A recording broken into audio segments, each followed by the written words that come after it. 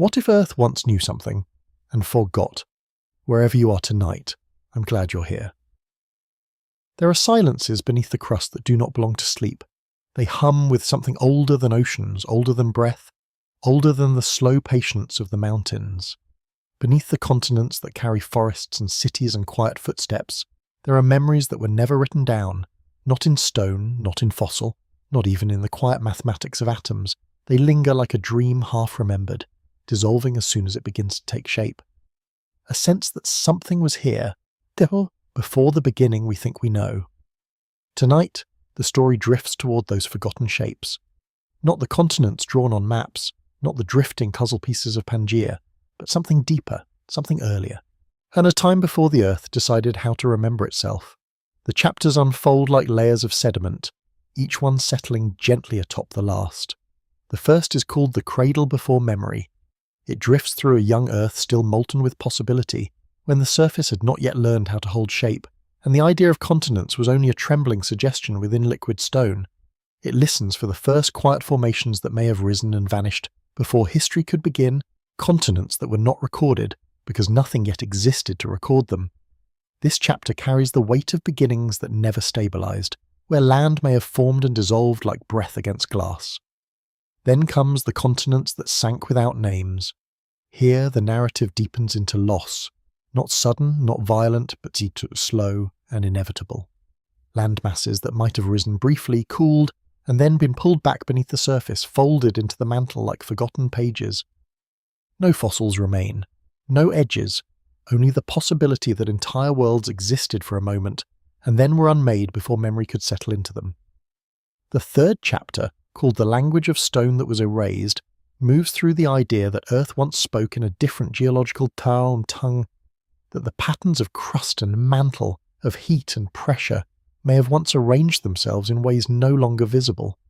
A language rewritten so completely that even its grammar has vanished.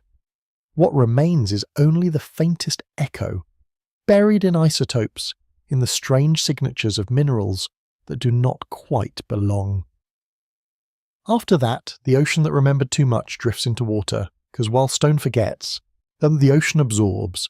It becomes a quiet archive holding traces of what has been dissolved, eroded, erased. This chapter explores the idea that the seas carry whispers of continents long gone, not as shapes, but as chemistry, as faint imprints within the endless cycling of salt and mineral. The fifth chapter is called When Pangaea Was Not the First Dream. It moves closer to the known, but only to soften it. Pangaea, often imagined as the beginning of continental unity, becomes instead just one repetition in a longer, quieter cycle. A moment in a pattern that may have begun long before the surface learned how to keep its own history. It suggests that what is remembered as the first may only be the first that survived. Then comes the heat beneath thought, a chapter that listens to the mantle itself, and to the slow convection currents that move continents like drifting thoughts. It considers whether earlier patterns of movement could have created entirely different worlds above, worlds that rose and sank without leaving recognizable traces, a deeper rhythm, one that predates even the oldest surviving crust.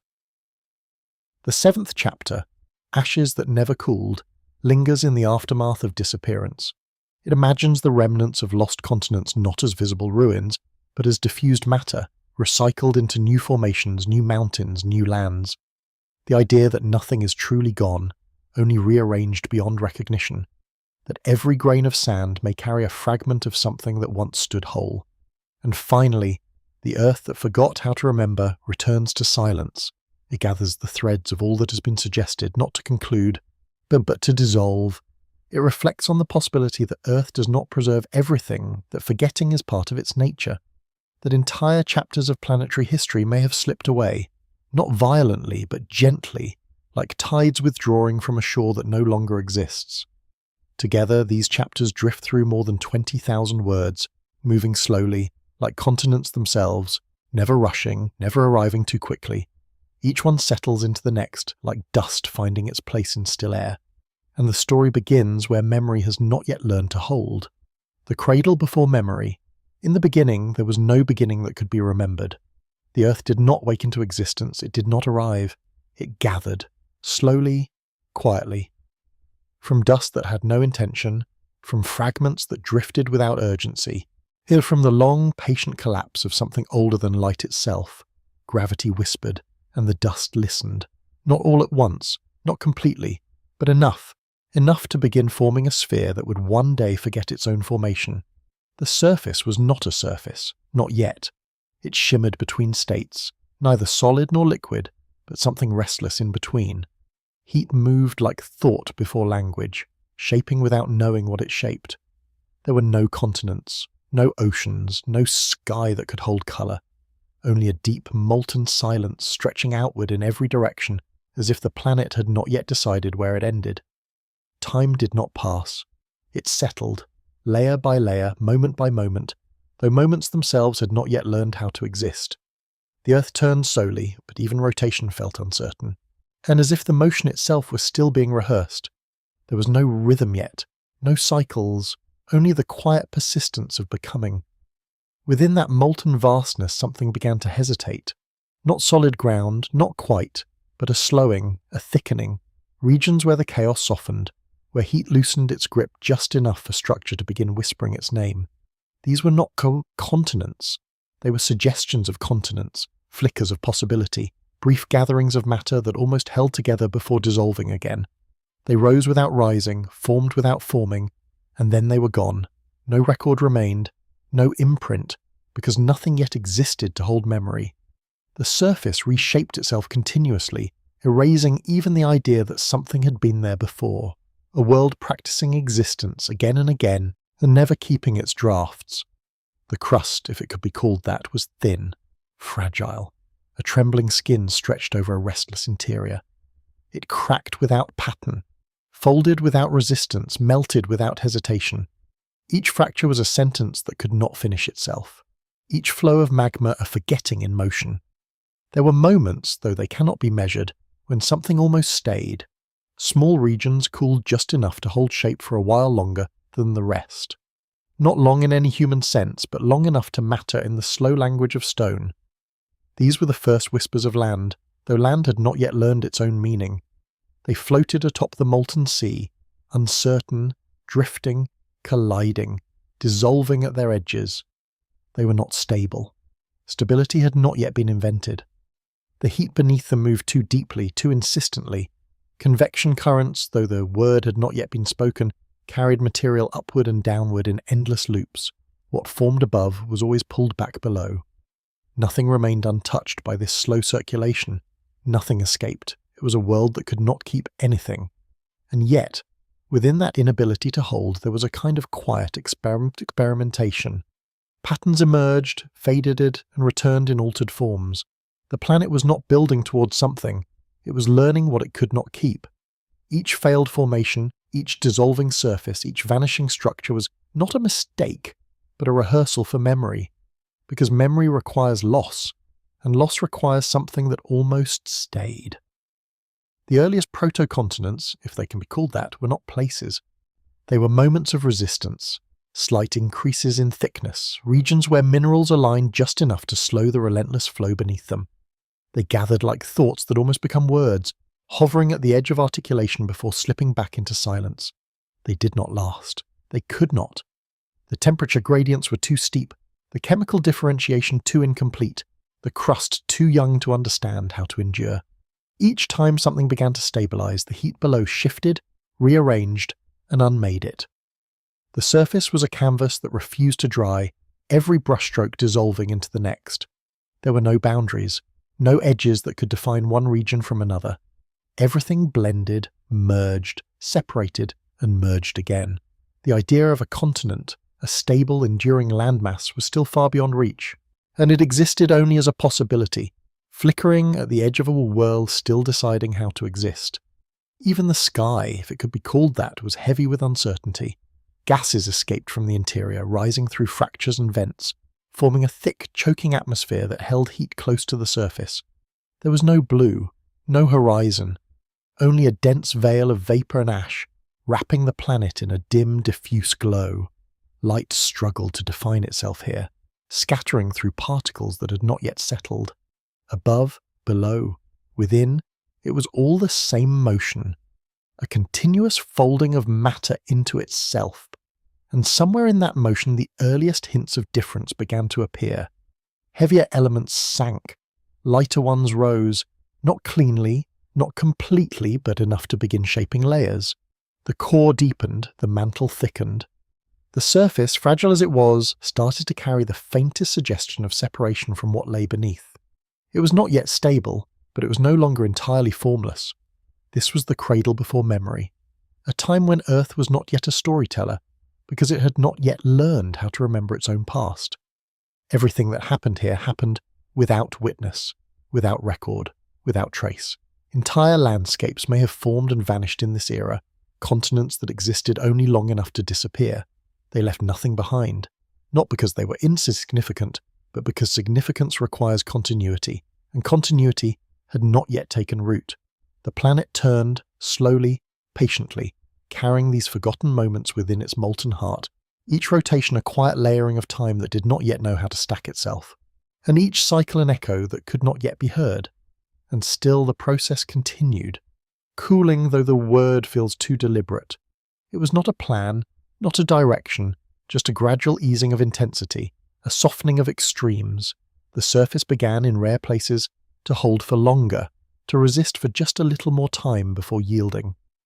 These moments stretched, not by much, but enough. Enough for the first true fragments of crust to begin whispering the possibility of endurance. Enough for the idea of a continent to linger just slightly longer before dissolving. Enough for the Earth to begin practicing memory, even if it did not yet know how to keep it.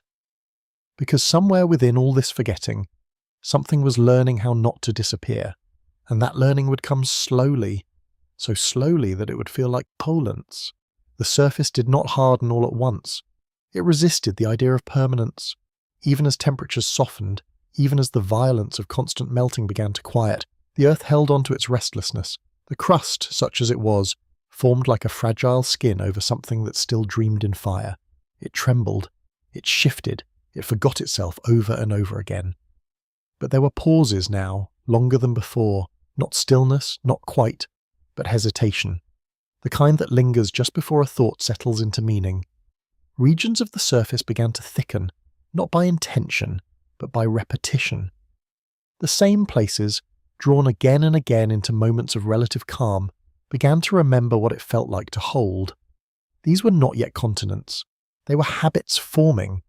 The mantle beneath moved in slow circular breath, and carrying heat upward and downward in currents too vast to see, too slow to feel, but powerful enough to reshape everything above.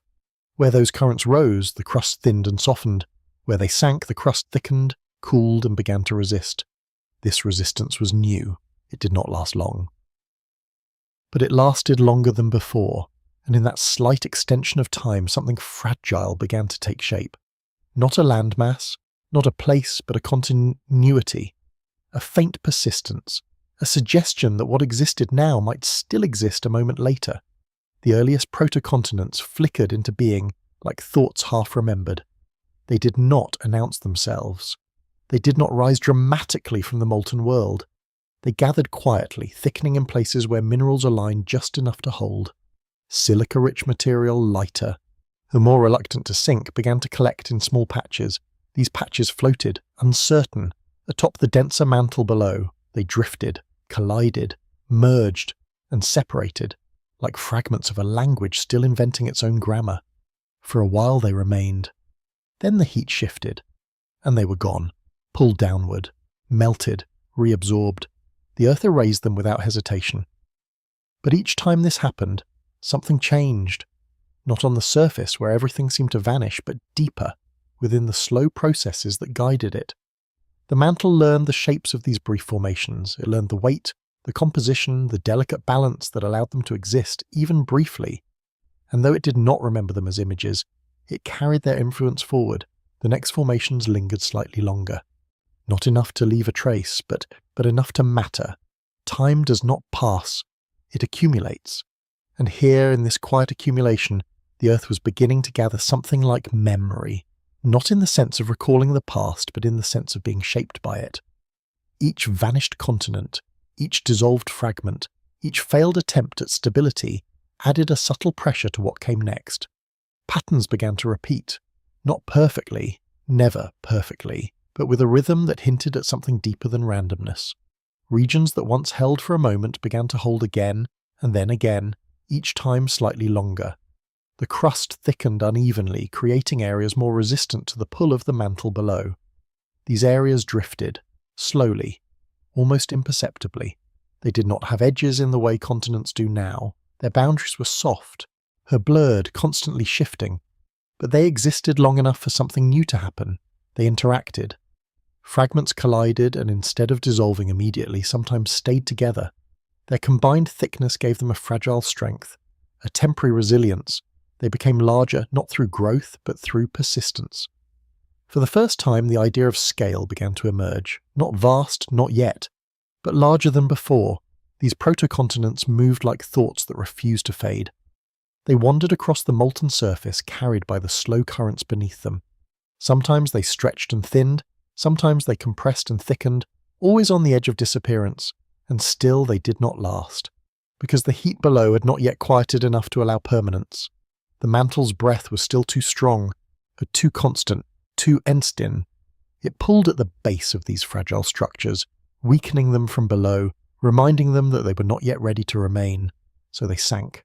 Again and again, entire surfaces formed over what could only be called ages, folded back into the depths, their shapes dissolved, their materials recycled, their brief existence erased from the surface as if it had never been.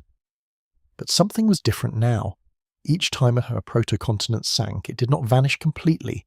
Parts of it remained, not as structure, not as land, but as altered material within the mantle. Regions enriched with elements that resisted melting, fragments that carried with them the memory of having once been something more stable. These remnants influenced the currents, subtly reshaping how heat moved, how material rose and fell, that the earth was beginning to remember in a way that could not be seen, a memory without images, a memory without narrative, only influence, only the quiet shaping of what comes next. The surface continued its restless dance, forming and unforming, building and dissolving. But beneath that constant motion, a deeper stillness was beginning to grow. Not a stillness of inactivity, but of understanding. The planet was learning the conditions required for something to endure. And endurance, when it finally came, would not be sudden. It would arrive slowly, like dusk settling over a landscape that had never known night. There were moments now, long stretched, almost still, when fragments of crust remained intact for what could be called a long time. They cooled further, thickened more, resisted longer. They began to rise slightly above the surrounding surface, not as mountains, but as subtle elevations, hints of topography, the first quiet suggestion that the surface might one day hold shape, but even these were temporary. The mantle shifted, the heat returned, the fragile balance broke, and once again, they sank. The cycle repeated, over and over, each time leaving nothing visible behind. And yet the repetition itself became a kind of memory, because the earth was no longer entirely forgetting. It was carrying forward the echo of what had been, even as it erased the evidence. It was learning through loss how to hold, how to resist, how to become something that could remember its own surface. But it was not there yet, not even close. The continents that would one day be named, mapped, and remembered were still far beyond this moment. Pangaea was not even a thought. It was a future layered upon countless forgotten attempts, each one necessary, each one erased. Because before a world can remember, it must first learn how to forget. And here, in the cradle before memory, forgetting was everything. The planet turned, carrying its silent rehearsals within, and beneath the fragile surface, the deep currents continued their endless motion, shaping a future that would one day hold. But what was forming now would not be allowed to stay.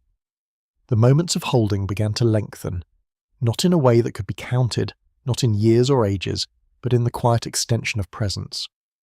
What once dissolved almost immediately now lingered. What once flickered now steadied, if only slightly. The surface, though still restless, had began to develop a kind of hesitation before letting go. It was not stability, but it was the beginning of resistance. Deep beneath, the mantle's slow breath continued, rising and falling in vast unseen loops. But something within that motion had softened. The gradients of heat, once sharp and unforgiving, began to blur. Extremes eased into one another. The violence of constant upheaval gave way, little by little, to a more measured rhythm, a rhythm that allowed memory to begin shaping matter. The proto-continents, those fragile, drifting suggestions of land, returned again. But this time they carried something with them. Not a memory they could recall, but a structure that had been influenced by all the times before. Minerals arranged themselves more readily into patterns that resisted melting. The crust in certain regions that grew thicker not by accident, but by the quiet inheritance of everything that had failed before. These regions did not know they were different, but they were. They rose slightly, almost imperceptibly, above the surrounding molten plains. Not as solid ground, not as something that could be stood upon, but as a subtle deviation, a shift in density, a quiet declaration that something here was learning how to remain. They drifted, always drifting. Carried by the slow currents beneath them, these early fragments moved across the surface like thoughts that refused to deceive. They collided more often now, and when they did, something new began to happen. They did not always break apart. Sometimes they stayed. The edges pressed together, softened by heat and then held, not permanently, not completely, but long enough to matter. Long enough for their combined mass to resist the pull of the mantle just a little more than before. This was how size began, not through growth but through union. Small fragments, each barely holding themselves together, found a fragile strength in each other. They merged, separated, merged again, like words learning how to form a sentence. The surface began to hint at something larger than scattered moments. It began to suggest continuity. But continuity, like everything else, was not yet secure. The mantle still reached upward, still pulled downward, still reshaped everything in its path. The newly formed clusters of crust, thicker and more resistant than before, were still vulnerable. Heat gathered beneath them, weakening their foundations. The slow, relentless currents found their way through even the strongest formations. They were reminding them that they were still part of a world that did not yet know how to keep anything. And so they sank. Not all at once, not suddenly, but slowly, like a memory fading. Edges softened, structures thinned. The once thickened regions began to fold inward, drawn back into the depths from which they had emerged. The surface above smoothed ocean, erasing the contours that had briefly defined something like land. Once again, they were gone, but not entirely, because now the remnants they left behind were different. The material that had formed these proto-continents was not the same as the surrounding mantle. It was enriched, altered, carrying within it the quiet history of having once resisted. When these fragments were pulled back below, they did not dissolve into uniformity. They lingered as distinct regions within the mantle, influencing the flow of heat, the movement of material. They became seeds, invisible but present, seeds that would shape what came next. The mantle, though it did not think, began to move differently around these remnants. Currents shifted. Paths of rising and sinking material altered, ever so slightly. The surface above responded, forming new regions of resistance in places where none had existed before. Patterns emerged. Not stable patterns, not predictable, but recurring. Certain areas became more likely to hold, certain formations more likely to linger. The Earth, through countless cycles of creation and erasure, was beginning to guide itself towards something it could sustain, towards something that might endure, but the journey was not direct. There were still countless failures, entire formations that seemed promising only to be undone by subtle shifts in the mantle below, regions that held for longer than ever before, only to vanish without a trace. The surface was still a place of forgetting, where nothing could yet claim permanence. And yet the forgetting was no longer absolute. It was layered. Each vanished continent left behind a faint influence, a whisper within the deeper structure of the planet. These whispers accumulated, not as memories that could be recalled, but as conditions that shaped what was possible. The Earth was learning its own limits, learning what it could hold, learning what it could not. And in that learning, something else began to emerge. A quiet tension between formation and dissolution, between holding and letting go. And this tension stretched across the surface, creating regions where the balance tipped slightly toward persistence, where the crust, thicker and more cohesive, began to resist the mantle's pull for longer periods, where the idea of land began to take on a more recognizable shape, even if that shape was still fleeting. These were the first hints of something that could be called a continent, not in the way it would later be understood. Not as vast, stable landmasses with defined edges and enduring forms, but as something more than a moment, something that could exist across stretches of time that began to feel like continuity. They rose, they drifted, they held, and then, slowly they changed. Because nothing remained untouched by the deep currents below, even the most stable regions were shaped, stretched, compressed. So they moved not as isolated fragments, but as parts of a larger, unseen system. The surface, though it appeared to form and dissolve, was always connected to the deeper rhythms of the planet. And those rhythms were ancient, older than any surface, older than any memory. They carried within them the quiet persistence of a world that was still becoming. The proto-continents, fragile as they were, began to interact with these deeper patterns. They moved along paths shaped by the mantle's slow currents, sometimes gathering into larger clusters, sometimes breaking apart, always shifting, always changing. But now there were moments, long, quiet stretches, where something almost remained, where a formation did not immediately dissolve, where a region of crust held its shape long enough to influence what came next. These moments were rare, but they were enough. Enough for the Earth to begin, very slowly, to transition from a world that could not remember into one that might. Not yet, but soon. Because somewhere within all this repetition, all this quiet failure, all this endless cycling of matter and heat, the conditions for permanence were beginning to gather. Like dust settling in still air. Like a thought finally finding its form. And when that form arrived, it would not be sudden. It would feel like it had always been there, even though it had been built piece by piece from everything that had been forgotten. But before that could happen, there were still continents that would rise and vanish without ever being known. The surface began to carry a weight it had never held before. Not the weight of mountains, not yet, but the quiet burden of persistence. The certain regions no longer dissolved at the first shift of heat. They endured, softly, uncertainly. But they remained long enough to shape what came after them. The Earth, still young in its remembering, began to slow its forgetting. It did not stop, it never stops, but it softened. The proto-continents gathered again, drawn together by currents that now moved with a deeper rhythm. They no longer felt entirely random. There was a kind of intention within the motion, not a plan, not a direction, but a tendency, a leaning toward formation, a quiet preference for holding. Fragments met and stayed, edges pressed and did not immediately slip apart. For the first time, something like cohesion began to linger. The clusters grew larger than before, not because the planet willed it, but because the conditions allowed it. The thicker crust resisted melting. Lighter material remained afloat. The mantle's pull, though still relentless, could no longer undo everything as quickly as it once had. Time stretched around these formations. They became noticeable. Not to any observer, there were none, but to the Earth itself, in the only way it could notice, through change. These regions influenced the flow of heat, redirected currents, altered the paths along which new material rose and old material sank. They were no longer just moments, they were participants, and still, they were not safe. Because beneath them the mantle continued its endless turning.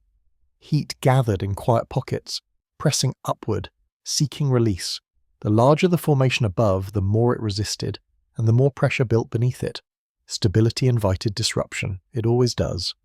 The proto-continents, now broader, now more cohesive, began to carry within them the seeds of their own undoing.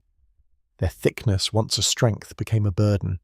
The mantle pressed harder against them, searching for weakness, and it had always found one, a fracture, a thinning edge, a place where the balance faltered, and slowly, almost gently, the undoing began.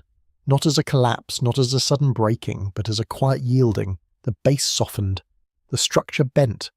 Portions of the crust, once held together, began to slip downward, drawn back into the depths in long, slow motions that left little trace behind. The surface above changed shape. What had once been a single, fragile expanse became something broken, reformed, reshaped. Parts remained, parts vanished. The boundaries shifted, softened, dissolved into new configurations. And it was not destruction, it was transformation, but a transformation without memory feels like loss, because nothing of the original shape remained. No outline, no boundary, no trace that could be followed backward. The Earth did not preserve the forms it created.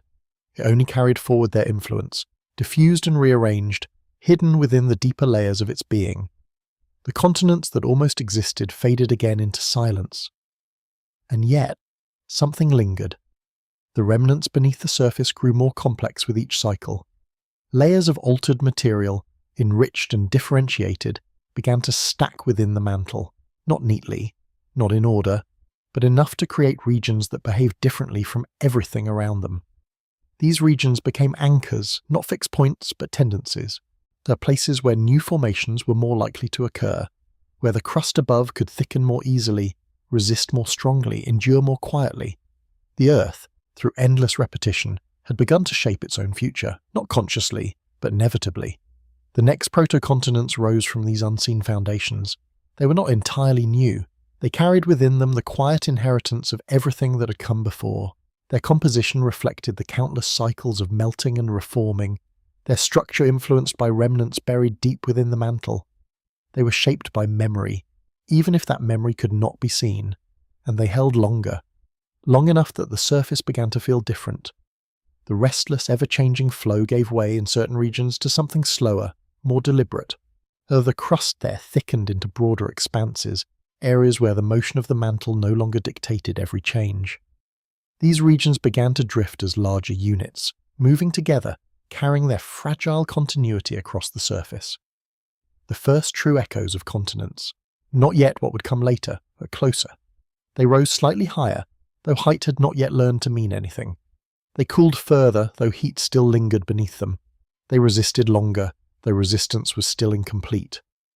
And in these quiet acts of persistence, the Earth began to approach something new, not permanence, but the possibility of it. There were stretches of time now, vast, immeasurable, where these formations remained intact. They shifted, they changed, but they did not vanish entirely. They endured through multiple cycles of the mantle's motion, adapting, reshaping, but not dissolving completely. This was new, this was fragile, and this would not last. Not yet, because the balance was still incomplete. The mantle's heat, though softened, still held enough strength to disrupt even the most stable regions. And when the disruption came, it came not as an ending, but as another quiet turning, a slow folding, a gradual sinking. The protocontinents, now larger than ever before, began once again to yield. Not all at once, not everywhere, but in pieces. Sections slipped downward, others remained. New formations arose alongside the old, blending into a continuous cycle of creation and dissolution. The surface became a mosaic of persistence and forgetting. Some regions held, some vanished, as some transformed into something entirely new. And through it all, the Earth continued to learn, not through intention, but through repetition, each cycle refining the conditions, each disappearance shaping what would come next. The balance between heat and resistance, between motion and stillness, edged ever closer to something that could endure. But that endurance would come at a cost, because to remember, something must remain unchanged. And the Earth was not yet ready to let anything stay. There were still stories that would be written and erased before they could ever be known. Whole continents that would rise from this fragile balance, hold for a while and then slip back into the depths, leaving no trace behind. Their existence would shape the future, but their forms would be lost entirely, folded into a silence deeper than memory. The cradle was still shifting, still learning, still forgetting, and what it forgot would become the foundation for everything that followed. The surface began to quiet in ways that could not be seen, not a stillness of rest, but a stillness of intention, though intention is too human a word. It was a soft alignment, a subtle agreement between forces that had long resisted one another. Heat no longer rose with the same urgency. The crust no longer yielded with the same ease.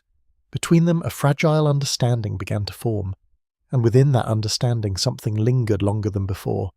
The protocontinents returned again, but now they arrived with a kind of gravity, not the pull that binds planets, but the quiet weight of having almost endured so many times before.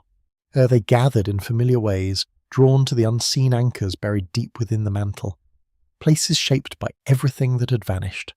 They rose not as new creations, but as echoes. Each fragment carried within it the residue of countless previous forms. Minerals that had once melted and reformed now aligned more readily, settling into structures that resisted dissolution. The crust thickened not just by accumulation, but by memory, though no memory could be spoken. It was written in resistance. These land-like forms drifted, but their drifting slowed. Their edges, once soft and uncertain, began to hold shape for longer stretches. Collisions between fragments became less fleeting. Where once they touched and separated, they now pressed together and remained, their boundaries fusing into something more continuous. At the surface began to suggest coherence, not a continent, but something that could become one. It stretched unevenly across the shifting world, a broad, fragile expanse of crust that resisted the mantle's pull with a quiet persistence. It moved as one, slowly, carried by currents that had themselves begun to soften. And for a while it remained. This was new. Time gathered around it like dust settling on an unmoving surface, each moment layered upon the last, forming a continuity that had not existed before. The earth, still young in its remembering, began to hold on to something, not perfectly, not permanently, but long enough for the idea of endurance to take shape. Beneath, the mantle responded. The presence of this larger formation altered the flow of heat. Currents bent around it, slowed by its resistance. They're redirected by its weight. The balance between rising and sinking material shifted, creating regions of relative calm beneath the surface. Calm but not silence, because within that calm, pressure, the larger the formation above, the more it resisted, the more the mantle adjusted, seeking new paths, new ways to move. Heat gathered in quiet pockets, pressing upward, searching for release. The surface, though stronger than before, was not immune. It never is, and so the tension deepened, not suddenly, not violently, but slowly, like a thought forming over a long silence. The proto-continent, if it could be called that, began to carry within it the weight of its own existence. Its thickness, its continuity, its resistance all contributed to a growing imbalance beneath. The earth was learning to hold, but it had not yet learned how to hold without breaking. A fracture began, not visible, not at first, a subtle weakening within the structure, a place where the alignment of minerals faltered, where the pressure from below found a path upward. It spread slowly like a line drawn in water, shifting and reforming as the forces around it changed. The surface responded, edges lifted, sections tilted. The once cohesive expanse began to deform, not collapsing, but bending under the quiet insistence of the mantle's motion. The fracture deepened, dividing what had once been a single, fragile whole into parts that began to move differently. Separation returned, but not as before. This was not the immediate dissolution of earlier times. This was a slower unmaking, a gradual reshaping of something that had, for a moment, almost endured. The protocontinent did not vanish all at once. It changed, it stretched, it broke into segments that drifted apart, each carrying with it a piece of what had been. And still, they held. For a while, each fragment, though smaller, retained the thickness, the resistance, the quiet memory of having once been part of something larger. They moved across the surface, not as isolated moments, but as remnants of a continuity that had briefly existed. This was how the Earth began to learn fragmentation, not as loss, but as transformation. Because even as these pieces drifted apart, they influenced one another. Their movements altered the currents beneath, reshaped the patterns of heat and pressure, created new conditions for formation elsewhere. The surface, though broken, was not erased. It was rearranged, and in that rearrangement, something deeper began to take root. A cycle, not the chaotic repetition of earlier times, but a more defined rhythm. Formation, persistence, fragmentation, and reformation began to follow one another in a sequence that, while never identical, carried a recognizable pattern. The Earth was no longer simply forgetting, it was evolving, slowly, quietly, through endless cycles of almosts and not quites, of formations that held just long enough to shape what came next. Each iteration brought the planet closer to something it had not yet fully realized, a surface that could remember. But memory, when it comes, does not arrive cleanly. It carries with it everything that came before, every failure, every vanished continent, every fragment pulled back into the depths. It is layered, complex, incomplete. And it requires something the Earth was only beginning to understand. It requires loss that is not total. The fragments that now drifted across the surface began to interact in new ways. They collided again, but this time their union was shaped by the history they carried. They fit together differently, aligned more closely, held more firmly. The boundaries between them softened into continuity, forming larger structures that bore the imprint of everything that had preceded them. These structures endured longer, long enough that the surface began to change around them. Other regions, still unstable, still prone to dissolution, contrasted with these more persistent areas. A quiet differentiation emerged, a subtle distinction between what could hold and what could not. The Earth, once entirely fluid in its forgetting, just began to develop regions of relative permanence, not true permanence, but something approaching it.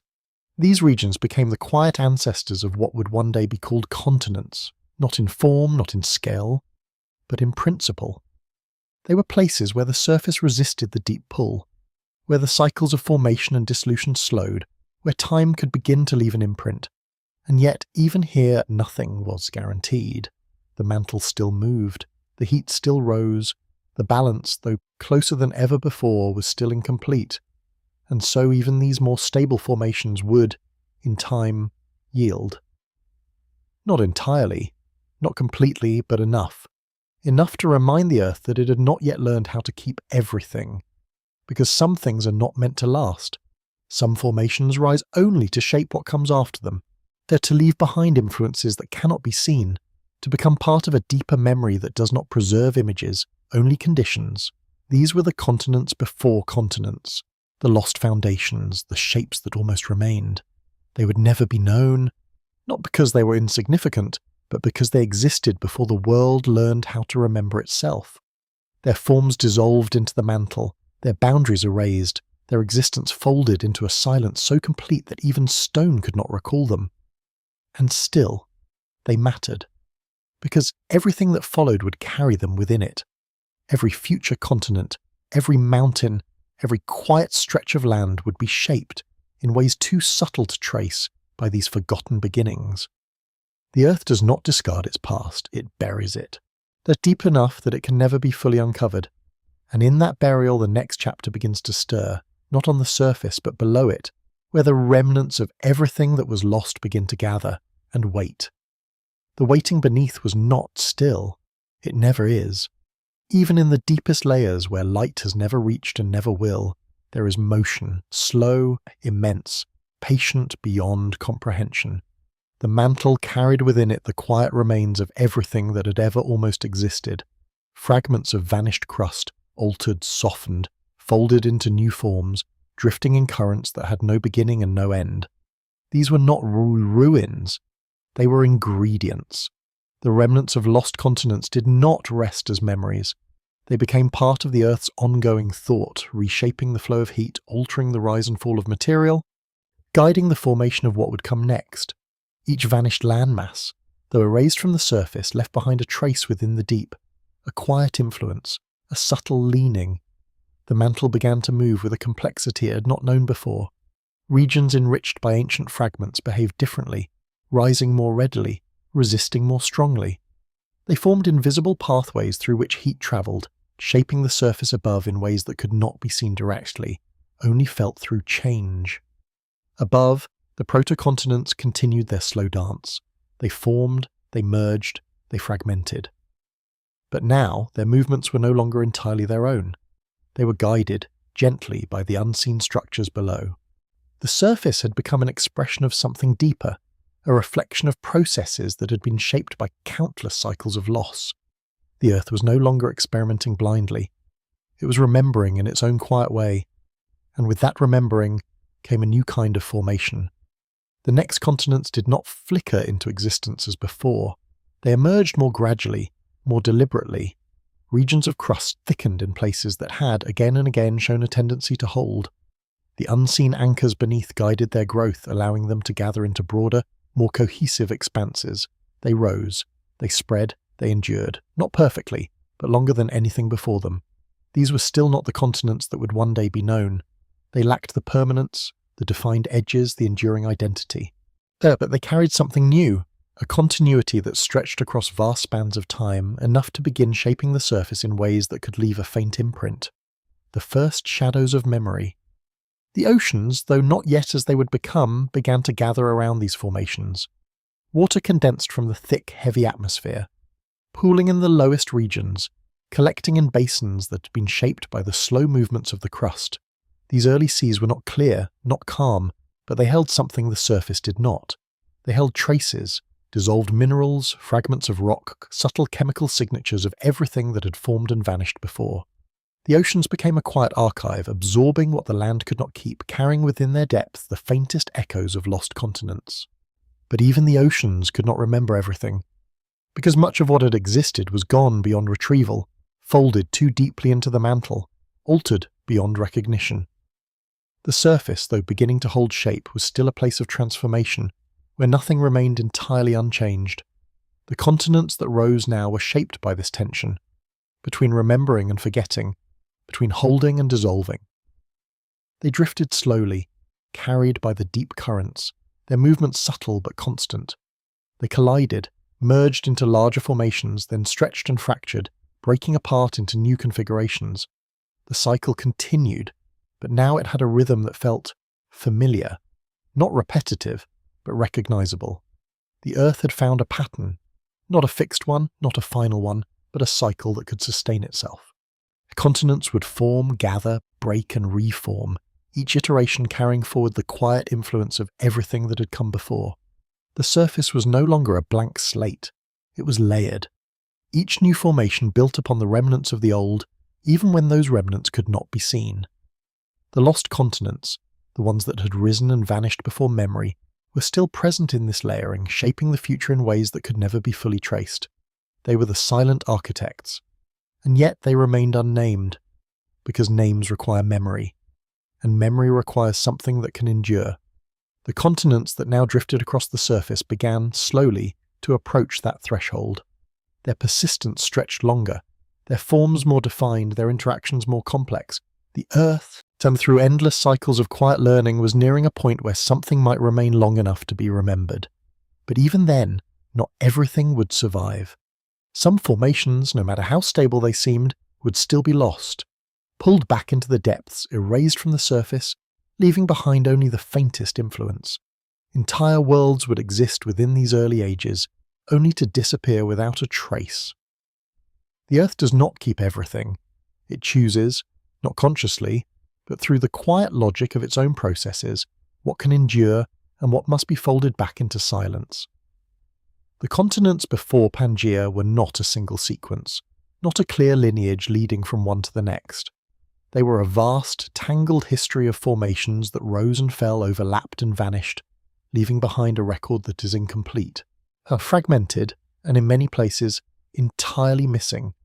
The gaps are not empty, they are filled with what cannot be recovered, and in those gaps, the lost continents still exist, not as shapes, not as places, but as influences that continue to shape the world that followed. The surface, now calmer than before, began to carry the first true hints of permanence, regions of crust that would endure long enough to be altered, to be shaped by the processes that required time, erosion, sedimentation, the slow accumulation of layers that could hold a record. But those records would not reach back this far, because this time, this cradle before memory existed before the Earth learned how to write its own history in a way that could be read. Everything here is inferred, felt, and imagined through the quiet traces that remain. The lost continents are not visible. They are not mapped, they are not known, but they were, for a moment, for many moments. They rose, they drifted, they held, and they vanished. And in vanishing, they became part of something larger, part of a cycle that would eventually give rise to continents that could be remembered, named, and studied. Continents like Pangaea, which would seem from a certain perspective like a beginning, but it was not. It was only the first that remained long enough to leave a clear trace. Everything before it was softer, quieter, lost. And yet, without those forgotten beginnings, nothing that followed could exist. The Earth carries its past not as a story, but as a weight, a layering of everything that has been folded into everything that is. And beneath the continents that would one day be known, beneath even the deepest roots of mountains yet to rise, the echoes of those lost worlds still drift, still shape, still wait, not to be remembered, but to continue becoming. And in that becoming, another chapter begins to unfold, one that does not rise from the surface, but sinks into the silence where names were never given. The continents that sank without names.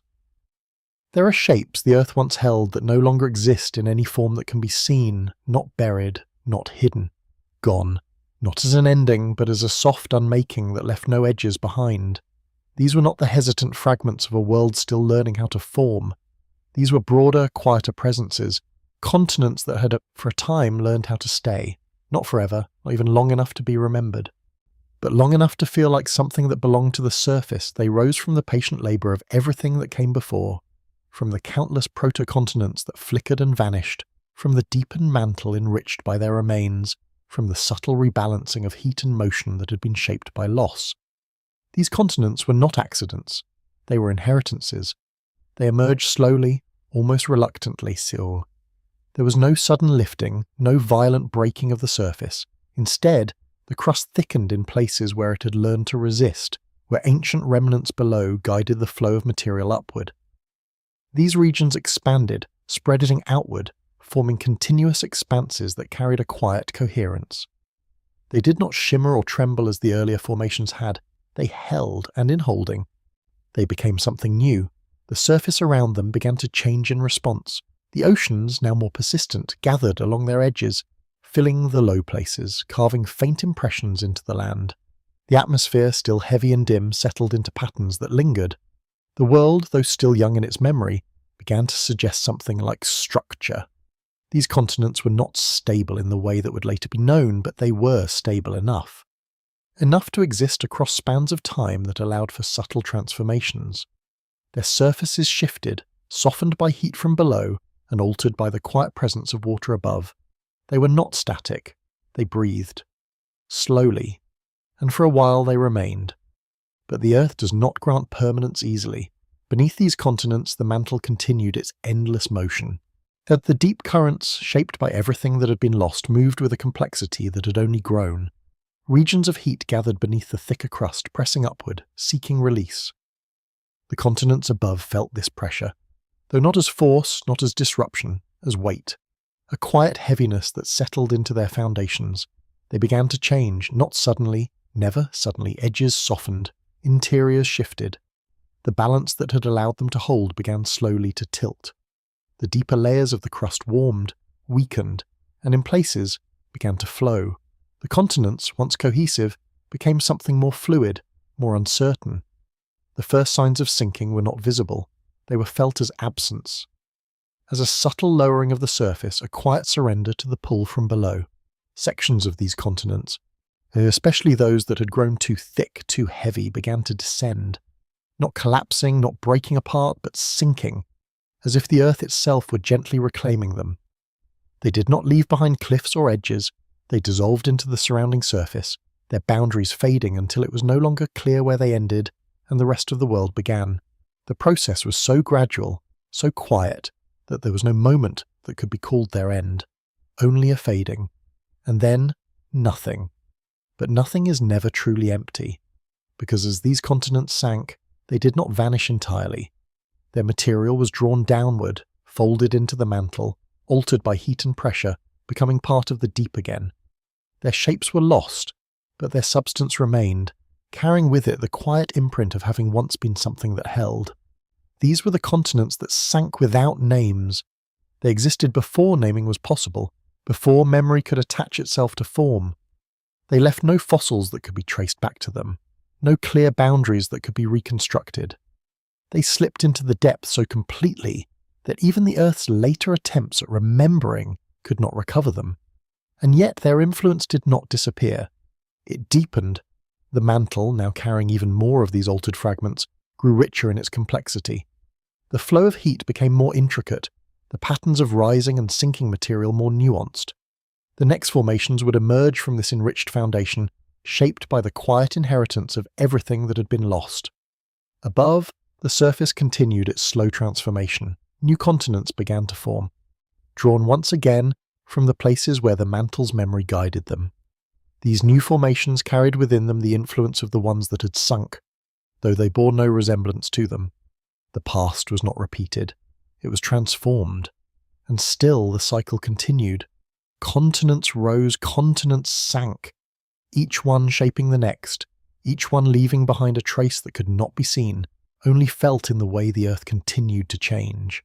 There was no single lineage, no clear sequence, only a vast overlapping history of formations that existed and disappeared, each one necessary, each one forgotten. The Earth did not mourn them, it does not mourn.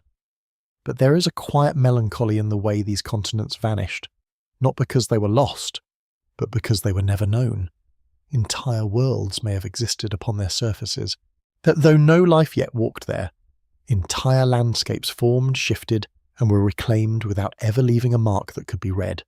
They were complete in their moment. And then they were gone.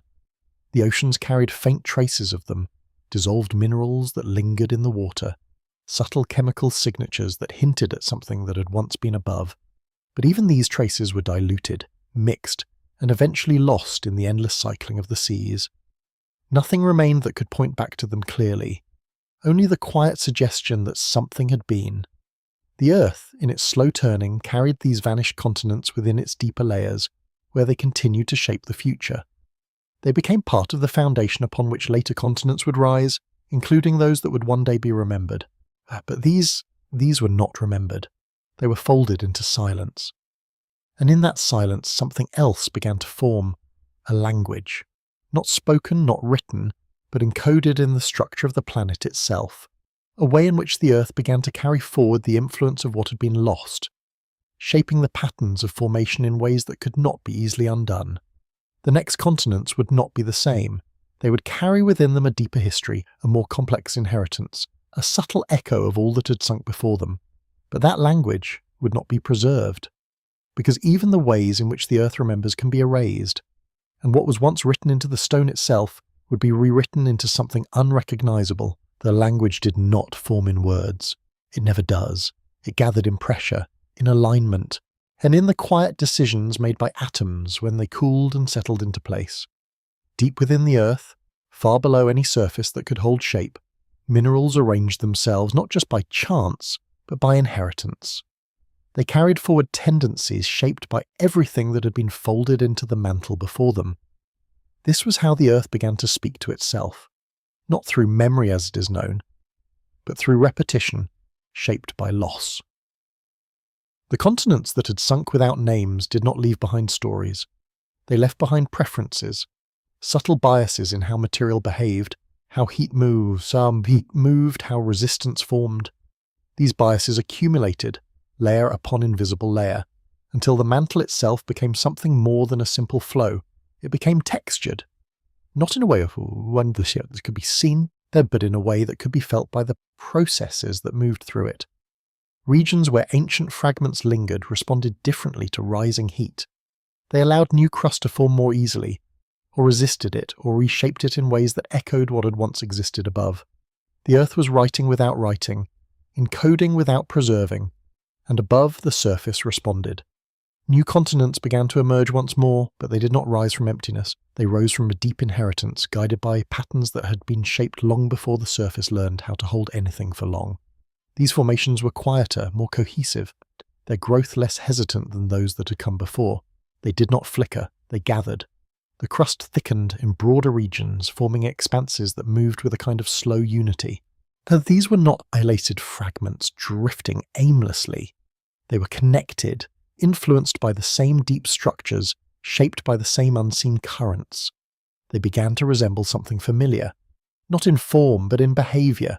They endured, long enough that the surface began to change around them in ways that could not easily be undone. The oceans, now more settled, carved shallow basins along their edges. Sediments, though still primitive, still unsettled, began to collect in quiet depressions. The atmosphere shifted, subtly, responding to the changing surface below. The Earth was beginning to layer itself, but even this layering was incomplete, because the language that shaped these continents was not stable. It was still being rewritten, still evolving as new fragments were added, as old patterns were altered.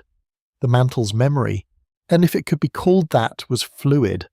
It changed with every cycle, with every continent that rose and sank. Nothing remained fixed. and so even these more enduring formations were not safe from disappearance.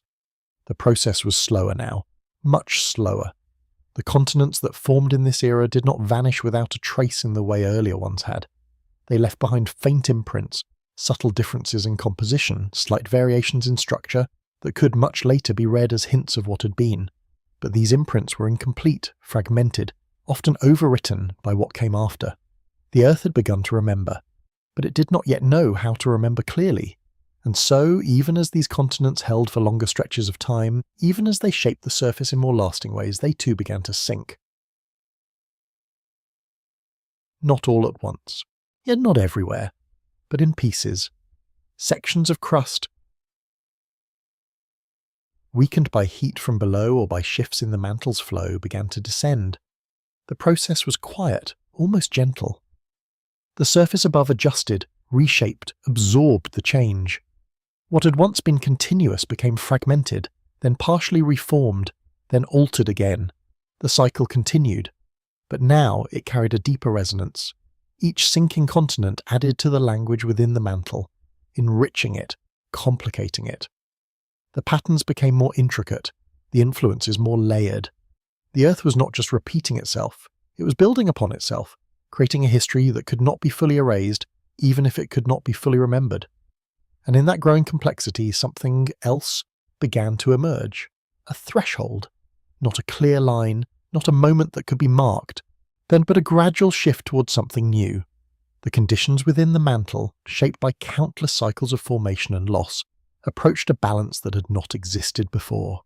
Heat and resistance, motion and stillness, began to align in a way that allowed for something closer to permanence. Not absolute permanence, but enough. Enough for continents to begin leaving behind records that could persist. Enough for the Earth to begin writing its history in a way that might one day be read. But that moment had not yet arrived, because the language itself was still unstable. The patterns that guided formation were still shifting, still being rewritten by each new cycle of sinking and rising. The continents that existed in this era, though more enduring than any before them, but were still part of a world that had not fully decided how to remember itself. They were transitional, bridges between a time of complete forgetting and a future of partial memory. And like all bridges, they were not meant to last. They would rise, they would hold, and then, slowly, they would be altered beyond recognition. Their shapes would dissolve, their boundaries fade, their existence folded into the deeper language of the planet. What remained would not be the continents themselves, but the influence they carried forward. A whisper within stone, a pattern within motion, a memory without form. And from that memory, something more familiar would eventually emerge. Continents that could be traced, reconstructed, named. Continents that would gather into larger formations, drift apart, and leave behind clearer records of their existence. The cycles would continue, but they would become more visible, more accessible to the kind of memory that could be studied. But everything that came later, everything that would be known, would be built upon what was forgotten here.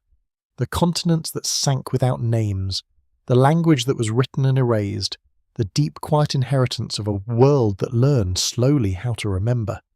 And yet, even as that memory began to form, there remained something the Earth could not fully hold. Something that would slip through even these growing patterns. Something that would be erased not just from the surface but from the language itself. Because some stories are not meant to be preserved. Some are dissolved so completely that even their influence fades. And when that happens, the silence deepens. Not empty, but unreadable. And it is within that unreadable silence that the next truth begins to drift. A truth not written in continents, but in the spaces between them, where the Earth once spoke in a language that no longer exists. The language of stone that was erased. There was a time when the Earth spoke more clearly than it does now. Not in sound, not in anything that could be heard, but in structure, in the way its surface arranged itself, in the way its deep layers aligned, in the quiet coherence of patterns that held long enough to mean something. This language was not written in words, it was written in stone. In the early continents that rose after countless cycles of loss, there began to appear a kind of order that had not existed before. Not permanence, not yet, but a clarity. So regions of crust that formed in recognizable ways, that followed patterns shaped by the accumulated memory of the mantle below. They rose with a kind of familiarity, not identical, never identical, but shaped by the same underlying tendencies, the same inherited structures. The Earth, through endless repetition, had begun to develop something like grammar. The continents were its sentences. They formed in sequences that echoed one another, drifted in patterns that repeated across vast spans of time. Collisions followed familiar arcs, breakings followed familiar tensions. Even the ways in which they sank carried a quiet consistency, shaped by the deep language that guided their existence. This was the closest the Earth had come to remembering itself, and yet even here the memory was incomplete, because language, once formed, it does not remain unchanged. It evolves, and sometimes it disappears. The stone that carried this early language began to shift under pressures it had not yet fully learned to withstand. The mantle below, enriched by countless cycles of formation and dissolution, grew more complex, more dynamic. Its movements, once guided by simpler patterns, became layered with new influences, new variations. The language began to distort, not all at once, not suddenly, but slowly, like a word spoken too many times until it loses its shape. The continents that formed under this evolving system began to differ more from one another. The patterns that had once been recognizable grew less clear, more fragmented, the grammar loosened. Where once formations followed quiet, repeating structures, they now diverged.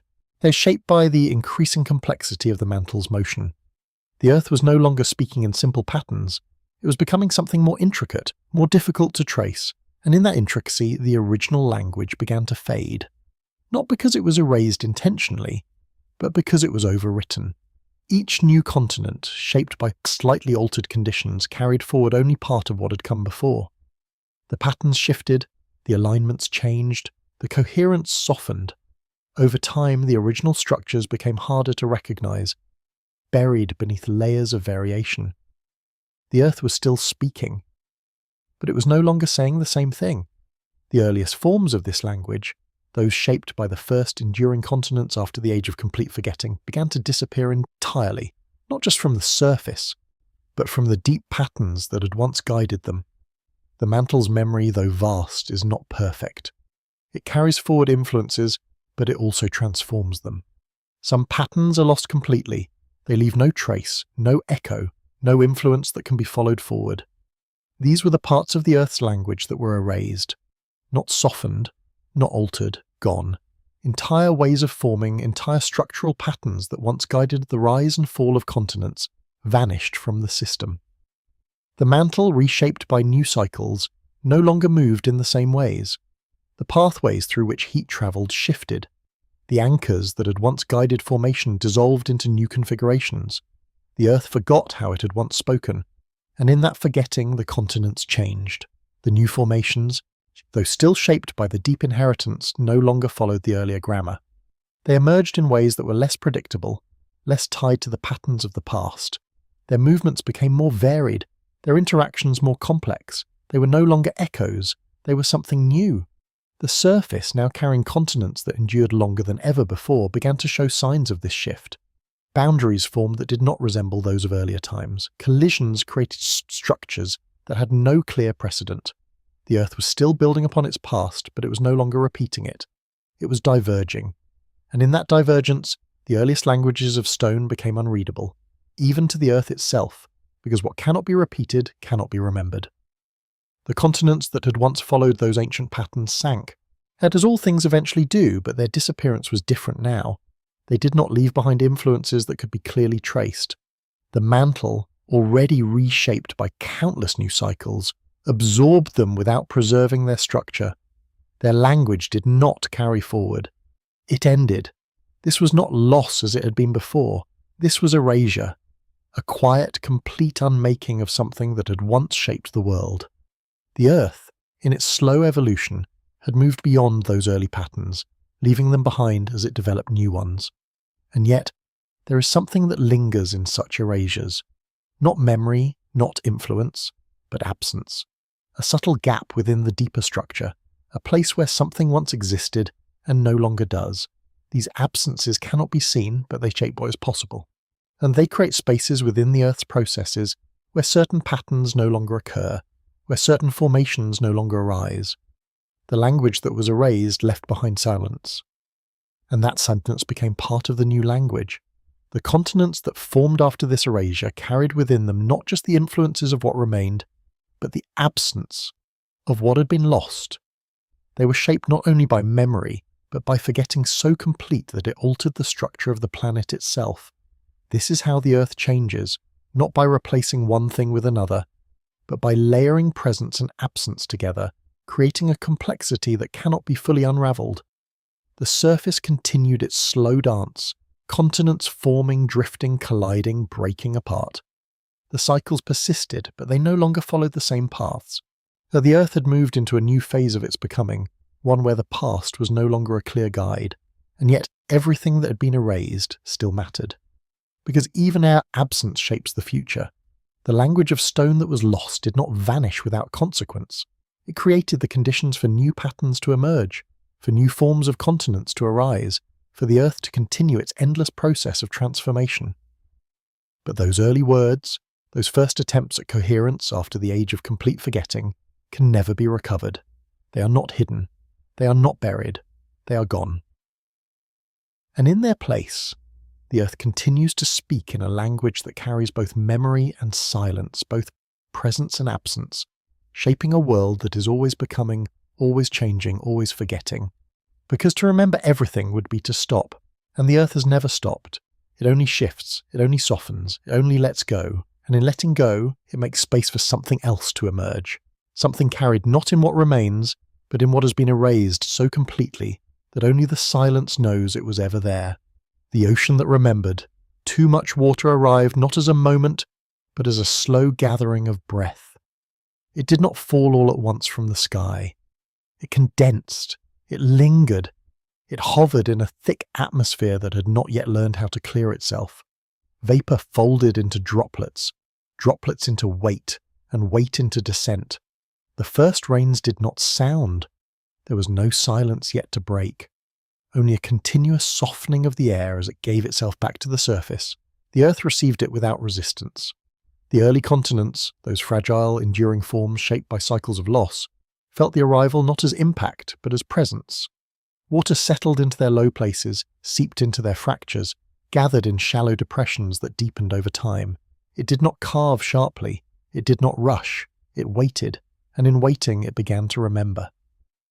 Because water does not hold shape. It holds traces. Every fragment of stone it touched, every surface it dissolved, every mineral it carried away became part of its quiet archive. The continents, still shifting, still uncertain, began to lose pieces of themselves into the growing seas. Edges softened, boundaries blurred. What had once been held in form was slowly translated into something else. The ocean does not preserve, it absorbs. The earliest basins filled gradually, that their boundaries shaped not by sudden force, but by the patient movement of crust and the slow accumulation of water. These were not oceans as they would later be known, no vast blue expanses, no clear horizons. They were dense, dark, mineral-rich, holding within them the dissolved remnants of everything the Earth had already forgotten. The continents that sank without names had left traces here, not as shapes, not as structures, but as chemistry. Elements that had once formed part of ancient crust now drifted in the water, indistinguishable from one another, mixed into a quiet solution that carried the memory of land without ever revealing its form. The ocean became a place where the past lingered, not visibly, but persistently, a memory without images. The surface above continued its slow transformation. Continents rose, drifted, fractured and reformed, their movements shaping the basins that held the water. Each shift altered the flow, deepened certain regions, lifted others, creating a dynamic landscape that changed too slowly to be seen. But the ocean noticed.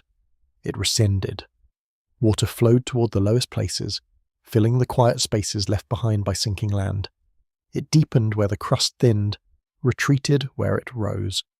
It followed the contours of a world that was still learning how to define itself, and in doing so it gathered more fragments, more dissolved memory, more traces of continents that would never be known. The ocean became heavier, not in weight, but in history. Every cycle of formation and loss added to its quiet burden. Each continent that rose and sank contributed something, minerals, elements, the subtle signatures that accumulated over time, The water carried these traces across the surface, mixing them, redistributing them, ensuring that no single place could hold the past alone. The ocean does not keep secrets in one place, it spreads them. And yet, even as it spread them, it held on to something the land could not: continuity. While continents broke and reformed, while the surface shifted and erased itself, the ocean persisted. Its shape changed, its depth varied, but it remained present. It endured through cycles that the land could not survive intact. It became the Earth's longest memory. But memory, when it is too full, begins to lose clarity. The ocean remembered too much, too many fragments, too many traces, too many dissolved histories layered upon one another until they became indistinguishable. That what had once been the separate continents, distinct in form and structure, were reduced to a continuous mixture, a blending of everything that had ever been carried into the water. The past dissolved into the present, and the present carried it forward without distinction. There were moments, though they cannot be measured, when the ocean held within it the chemical echoes of entire vanished worlds. Continents that had existed for spans of time long enough to matter, long enough to shape the surface, were now present only as faint variations in the composition of the water. Not visible, not recoverable, but there. The ocean knew them, in the only way it could, by carrying them. The continents that rose in this era began to interact with the ocean in more defined ways. Their edges met the water not as blurred transitions, but as boundaries that persisted long enough to shape the flow. Sediments began to settle along these edges, forming layers that hinted at continuity, but even these layers were incomplete, because the ocean did not preserve them perfectly. It shifted them, mixed them, redistributed them across its vast, slowly moving body. What settled in one place could be carried away in another, broken down, reformed, and spread thinly across the surface. The record was always partial, always fragmented. The ocean remembered too much to remember clearly, and yet it remained the closest thing the Earth had to an archive, a place where the past lingered, not as structure, but as presence, where the traces of lost continents could still be found, if not directly, then indirectly, in the quiet composition of the water itself. But even this memory was not permanent, because the Earth does not allow anything to remain unchanged forever. The ocean, like the continents, was part of the cycle. Its waters sank into the crust in certain regions, carried downward into the mantle, bringing with them the traces they held. These traces, once part of the ocean's memory, became part of the deeper language of the Earth, folded into the processes that would shape future formations. Memory moved downward. It did not stay, and as it moved, it changed. What had once been dissolved in water became part of the mantle's quiet structure, influencing the rise of new continents, shaping the patterns of heat and motion. The ocean's memory, though vast, was not separate from the rest of the Earth. It was part of the same cycle, a cycle that carried everything forward, and even as it erased the forms that had once held it. The ocean that remembered too much could not hold everything forever. It had to let go, and in letting go, it passed its memory into the depths, where it would be transformed, reshaped, and eventually returned to the surface in forms that bore no resemblance to what had been. The continents that would rise from this process would carry within them traces of oceans long gone, just as the oceans had once carried traces of continents long vanished. Everything folded into everything else, nothing remained untouched. And in that endless folding, the Earth continued its quiet work, shaping a world that was both remembering and forgetting at the same time. But even as the ocean gathered and released its memories, there was something it could not hold. Had something that dissolved too completely, that left no trace even in the deepest waters, a silence within the memory itself. And it is from that silence, from what the ocean could not carry, that the next truth begins to rise. A truth shaped not by what was remembered, but by what slipped through entirely, leaving behind no trace at all. When Pangaea was not the first dream. There is a quiet mistake in the way memory gathers around beginnings. It chooses what remains, and calls it the first. Pangaea rests in that chosen place, a vast, singular landmass remembered, because it endured long enough to leave a clear imprint. Its shape can be traced. Its fragments still drift across the surface, carrying with them the evidence of their former union. It feels like a starting point, but it was not. It was a repetition, and a later echo of something the Earth had already practiced in silence. Long before Pangaea gathered its continents into one slow-moving whole, the planet had already dreamed of unity. Not once, not clearly, but again and again in forms that rose and dissolved before memory could settle around them. These earlier unions were softer, less defined. They did not lock together with the same clarity. Their edges blurred, their boundaries shifted even as they formed. They were continents attempting to become something larger, something more cohesive, but still shaped by a world that had not yet fully learned how to hold. They gathered, then they loosened, then they were gone. No map holds them, no fossil remembers them, but the Earth does, in the only way it can, through repetition. The mantle, carrying the quiet inheritance of everything that had sunk before, began to guide continents toward one another in patterns that felt familiar, even if they were never exactly the same.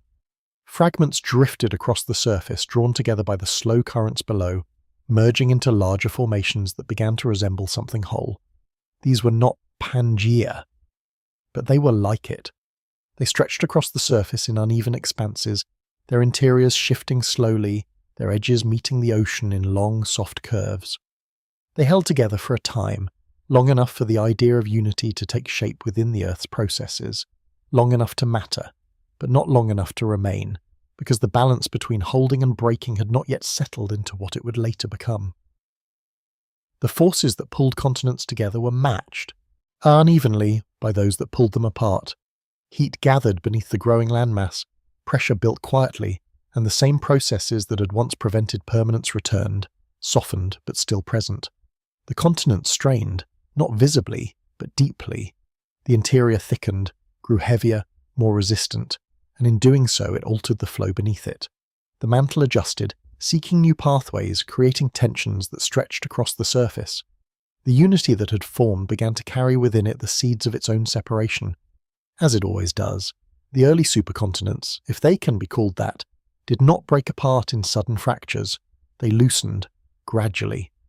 Sections began to move differently, subtle shifts that widened over time, creating spaces where once there had been continuity. The land separated, quietly, and almost gently.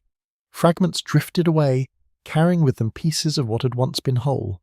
The oceans, waiting in the spaces between, filled the gaps, absorbing the edges, softening the boundaries, and ensuring that no clear line remained between what was and what had been. The unity dissolved, not completely, never completely, because even as these early supercontinents broke apart, they left behind patterns within the mantle, imprints of how continents could gather, how they could hold, how they could separate. These patterns lingered, shaping the movement of future landmasses, guiding them towards similar formations, similar unions.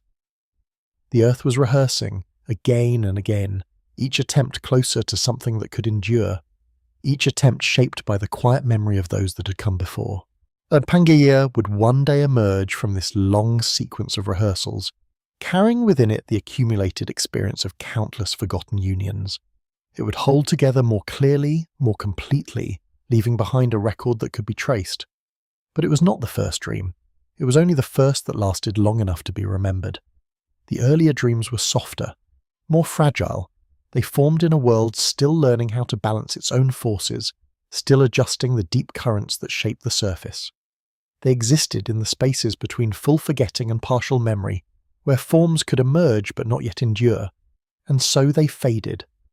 Not entirely erased, but diffused into the deeper structure of the Earth, their influence carried forward, their shapes lost.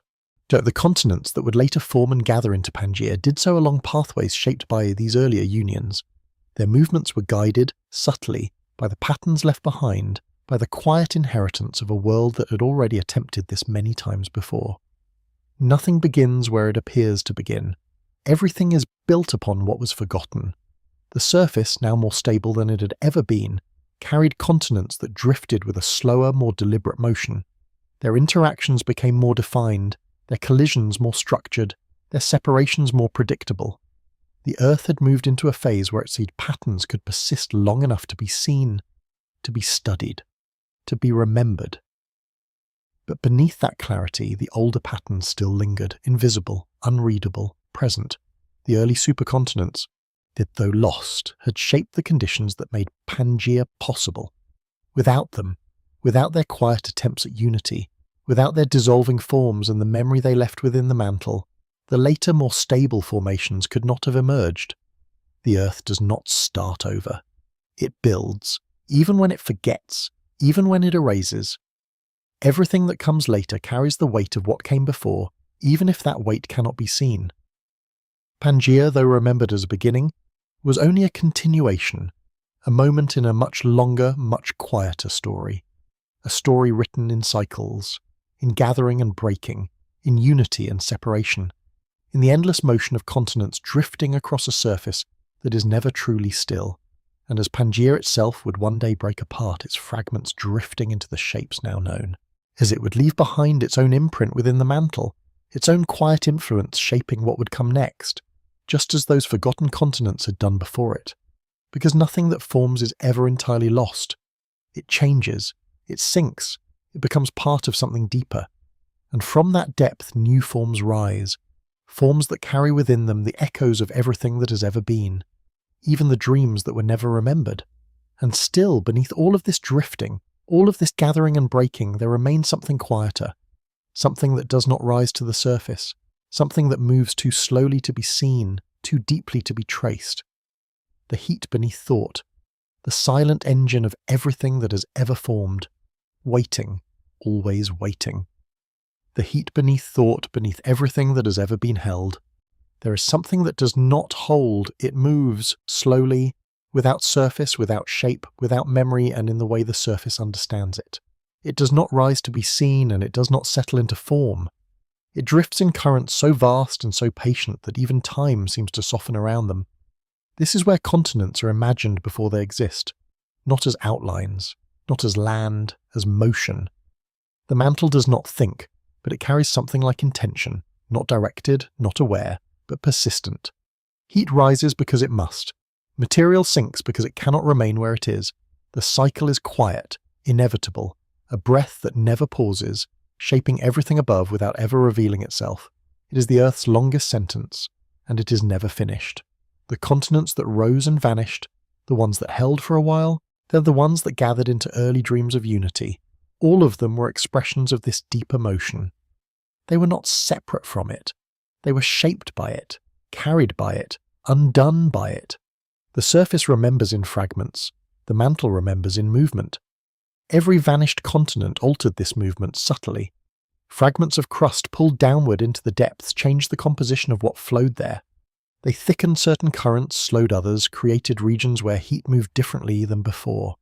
The mantle became layered, not in visible strata, but in behavior, in tendencies. In the quiet way, certain regions began to favor rising, while others deepened into slow descent. These patterns, shaped by everything that had sunk before, guided the formation of future continents long before they appeared. Just as the Earth was thinking without knowing it was thinking, and its thoughts took millions of years to form. There were places within the mantle where heat gathered more strongly, rising in slow columns that pressed upward against the crust. These were not violent surges, not sudden eruptions, but persistent pressures that shaped the surface over vast spans of time. Above these rising currents, continents were more likely to form, not because they were chosen, because the conditions allowed it. Elsewhere, where material sank back into the depths, the surface thinned, weakened, became more prone to dissolution. Continents that drifted over these regions felt it, not as force but as a quiet instability, a subtle pull that would eventually draw them downward. The surface was a reflection of what could not be seen, and a map of invisible motion, and yet even this motion was not fixed. The mantle's currents shifted over time, influenced by the very continents they created and consumed. As land formed, drifted, and sank, it altered the balance of heat and material below, reshaping the currents that would give rise to the next generation of continents. The Earth was caught in a quiet loop, creating, altering, creating again. Nothing remained untouched by this cycle. The lost continents, those that sank without names, those that existed before the Earth learned how to remember, were not gone from this process. They lived on within it, their remnants shaping the flow of the mantle, influencing where heat rose, where crust thickened, where new land would one day appear. They were not memories, they were conditions. So the heat beneath thought carried them forward not as images, but as tendencies that guided the future. And yet there was something else within this motion, something slower, deeper, a rhythm that did not change with each cycle of continents, but persisted beneath all of them. A fundamental movement, older than the earliest crust, older than the first ocean, older than anything that could be called a surface. This rhythm did not form continents. It allowed them. It set the stage upon which everything else unfolded. A slow turning that ensured the Earth would never settle into stillness. Without it, the surface would freeze into permanence. The cycles would end, and the story would stop. But the Earth has never stopped. It cannot. The heat beneath thought ensures that everything must change, even what seems most stable, and even what seems most enduring. Continents rise, drift, and break apart not because they are fragile, but because they are part of this deeper motion. Their existence is temporary by design, though design is not the right word. It is simply how the Earth continues, through movement, through change, through the quiet refusal to remain the same. And yet, within this constant motion, there are moments, vast, unmeasurable stretches, where the surface appears almost still. Continents hold their positions for longer periods. The mantle's currents align in ways that create temporary balances, allowing land to persist, to gather, to shape itself into forms that can endure. These moments feel like stability, but they're only pauses. The heat continues. Always. It shifts subtly, altering the balance once more. They're beginning the slow process of change that will eventually reshape everything. The continents that seem stable will drift again. The ones that seem permanent will break. The ones that seem ancient will be drawn back into the depths. Nothing escapes the motion beneath, not even memory, because memory itself is shaped by what remains, and what remains is always changing. The continents that left clear records, the ones that can be traced and reconstructed, are only those that happen to endure long enough within this shifting balance. Everything else, everything that existed before the conditions allowed for clear preservation, is carried only within the motion of the mantle. A history written in currents, a memory that cannot be read, only followed. The heat beneath thought does not tell stories, and it creates the possibility for them, and then, quietly, it unravels them again. The Earth continues its slow turning, its endless cycling of matter and motion, shaping a surface that is always becoming, always shifting, always forgetting and remembering at the same time.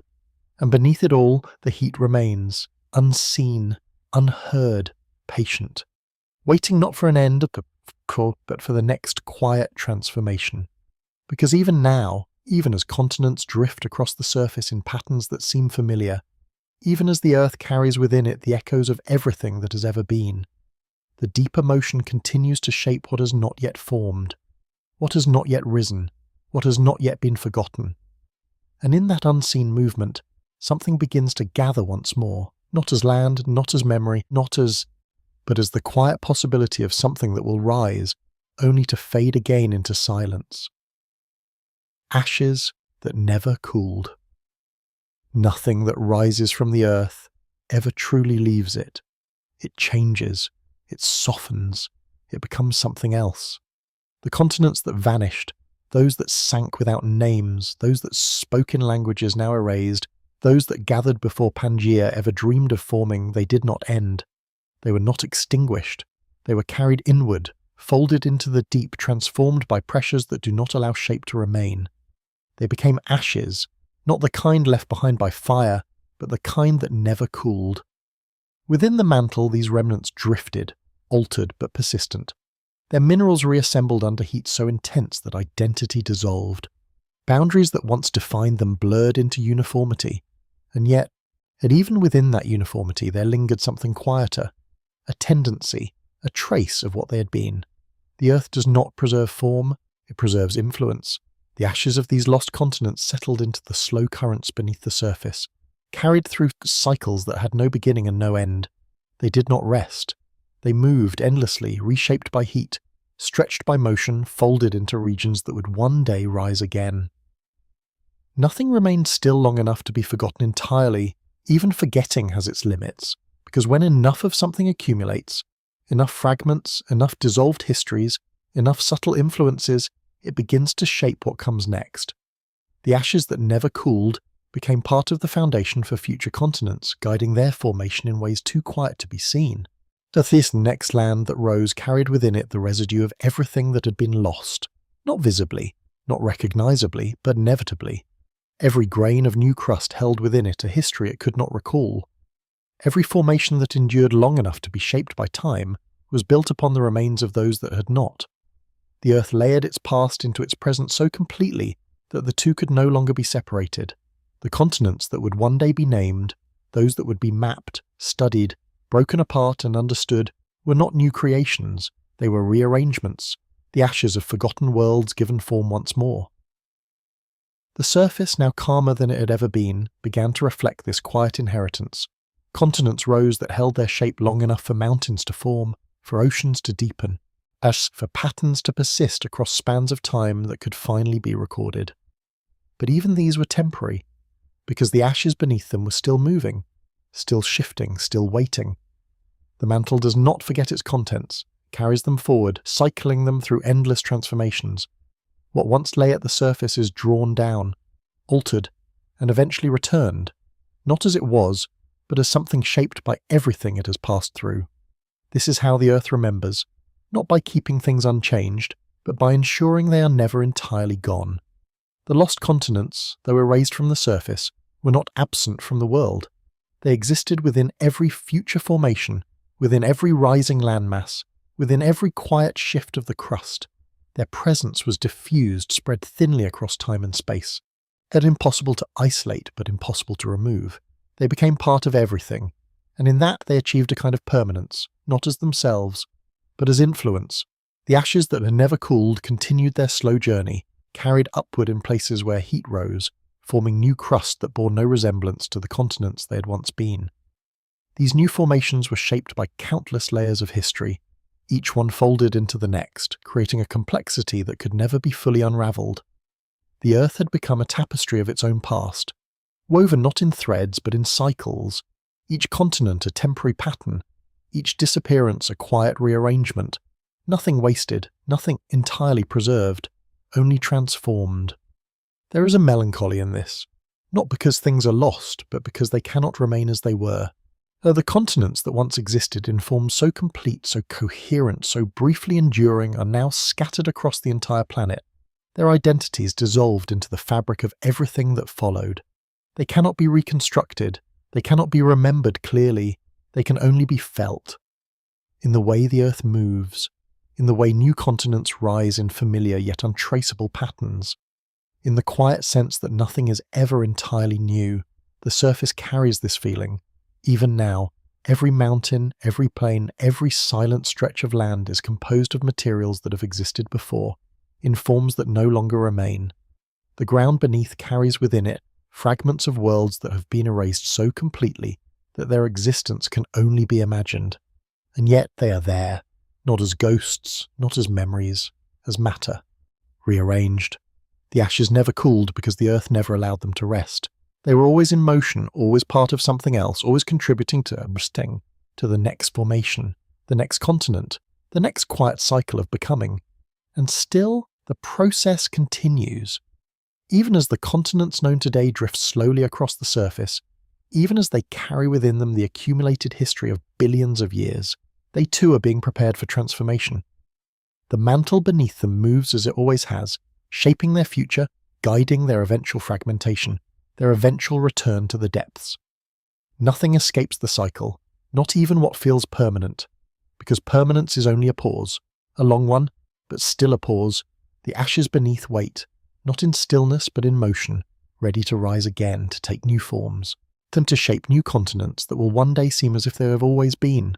And when those continents rise, they will carry within them the quiet weight of everything that came before, even the things that cannot be remembered, even the things that were erased so completely that only the deepest layers of the earth still carry them. Because the earth does not let go, it only changes. And in that change, something else begins to gather. Something quieter still, something that does not rise from the surface or sink into the depths, but lingers in the space between remembering and forgetting. A final silence, a place where even the echoes fade, and from that silence, from the ashes that have been carried through endless cycles, the last chapter begins to unfold, not as a conclusion, but as a return.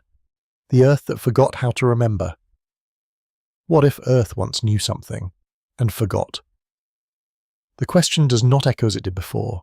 It settles, softly, like dust returning to a surface that has carried too much weight for too long. The continents drift now in patterns that feel familiar. Their shapes are traced, their movements measured, their histories layered in stone that can finally be read. Pangaea gathered. It broke. Its fragments wandered into the forms that carry names today. The surface, at last, holds enough continuity to be remembered, and so it feels like a story. But stories require beginnings, and beginnings require forgetting everything that came before. The Earth did not begin with what can be remembered. It began with what could not stay. Beneath the continents that now seem steady, beneath the oceans that carry quiet reflections of sky, beneath even the deepest roots of mountains that feel ancient, there are layers that no longer speak clearly, not because they are hidden, because they have been rewritten too many times.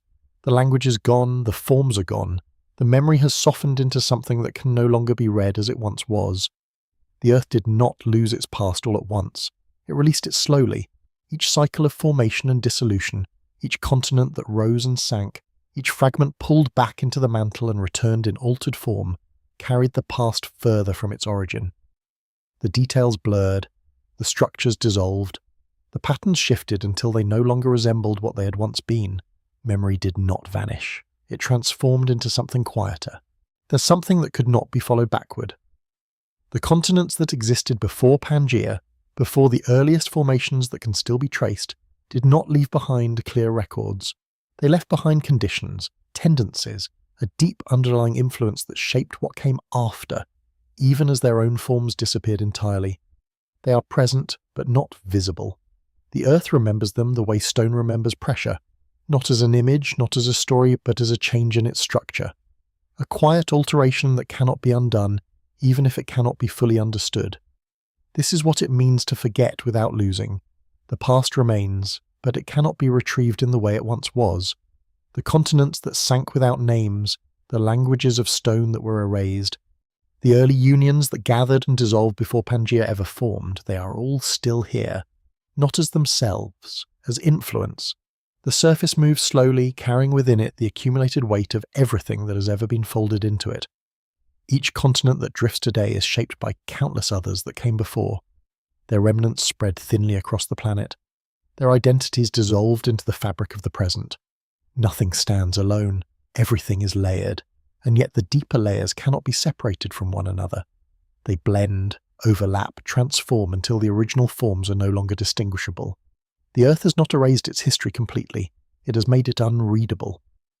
There is a silence in this, not empty, not still, but dense, filled with everything that can no longer be clearly known. The lost continents do not return as shapes, they return as the quiet logic of the Earth's motion, in the way heat rises and falls, in the way crust forms and breaks, in the way oceans gather and release. The patterns that shape the present are echoes of a past that cannot be fully reconstructed. The Earth continues to behave in ways influenced by what has been lost, even if those influences can no longer be traced back to their origin. This is a memory that cannot be spoken, a memory that has become part of the structure of reality itself. And so, the question lingers, not as something to be answered, as something to be felt. What if Earth once knew something and forgot? The answer does not come in facts or forms, it comes in the quiet understanding that forgetting is not an absence, it is a transformation. The Earth did not lose its earliest continents, it became them, it carried them forward, diffused and rearranged into everything that followed. The surface that exists now is not separate from those lost worlds. It is built from them, shaped by them, carrying within it their quiet influence. Even as their names were never spoken, even as their forms were never preserved. The continents that drift today are not the first, they are the latest. And beneath them the deeper cycles continue. The mantle moves, the heat rises, the crust shifts. The process has not ended, it cannot end. Because the Earth is not a finished story, it is a continuous becoming, and one day, far beyond any moment that can be imagined, the continents that now feel permanent will begin to change again. They will gather, they will break, they will sink. Their forms will dissolve, their boundaries fade, their identities lost. They will join the countless others that came before. They will become ashes that never cooled. They will shape what comes next. And eventually, even the patterns that define the present will be altered beyond recognition. The language of stone will change again. The memory that now seems clear will soften, blur, and fade into something that can no longer be read as it is now. The earth will forget again, not completely, never completely, but enough that the future will look back and see only fragments, only hints, only quiet suggestions of what once was. And beneath those fragments, beneath those hints, beneath the silence that carries more than it reveals, the deeper truth will remain, unchanged, unseen. The earth does not begin. And it does not end. It shifts, it carries, it becomes, and in that becoming, everything that has ever been is both present and lost at the same time.